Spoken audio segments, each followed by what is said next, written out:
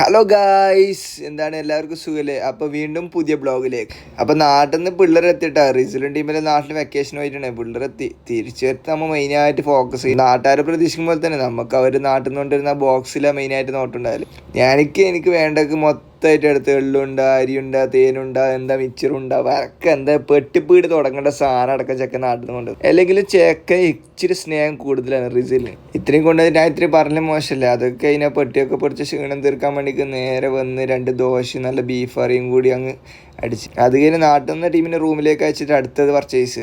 റഫാസ് നാട്ടിൽ പോകുന്നില്ല. ഏകദേശം പർച്ചേസും കാര്യങ്ങളൊക്കെ മുമ്പേ കഴിഞ്ഞു. അപ്പോൾ ലാസ്റ്റ് ഒരു പർച്ചേസ് എന്ന് വെച്ചാൽ ചോക്ലേറ്റ് ഐറ്റംസും കാര്യങ്ങളൊക്കെ ഏതായാലും ഇന്ന് അങ്ങ് ഇറങ്ങി. അങ്ങനെ അതും കഴിഞ്ഞ് അടുത്ത് നമ്മളെ വയറ് നിറക്കില്ല. വീണ്ടും ഫുഡ് മെയിനാണ്. ഫുഡ് അത്ര കഴിക്കുന്നു അത്രയും നല്ല വെറുതെ കിട്ടുന്നതല്ലേ. അപ്പം ഇവരെ സന്തോഷം നമുക്ക് വലുത്. അപ്പം അത് വാങ്ങിത്തരും നമ്മൾ വെറുതെ കളയാറില്ല. അപ്പം എന്നത്തെ പോലെ തന്നെ നല്ല ബീഫ് കറിയും പത്തിരിയുണ്ട്. പിന്നെ ഇവരെ കപ്പ മിക്സ്, പിന്നെ അതിൻ്റെ ഇടയ്ക്ക് വരുത്തും ബ്രെഡാണ് സാധനം. പക്ഷെ എന്നിട്ടും അതിനെ കൊണ്ട് കളി അവിടുന്ന് വേണ്ടതൊക്കെ എടുത്തിട്ട് അൺലിമിറ്റഡ് ആണ്. ചെക്കൻ നാട്ടിൽ പോകുന്നില്ല, എന്താ വേണ്ടേ അതെല്ലാം എടുത്തോന്നാ പറഞ്ഞൊന്നും നോക്കിയില്ല. ഒരുത്തം വന്ന് നാട്ടിൽ നിന്ന് കാലുകുത്തില്ല, അടുത്താൻ പോക്കായി. അപ്പം അതിന് പർച്ചേസും കാര്യങ്ങളൊക്കെ കഴിഞ്ഞ് എന്നെ റൂമിലേക്ക് അവൻ ഡ്യൂട്ടിക്ക് എത്തി രാത്രി.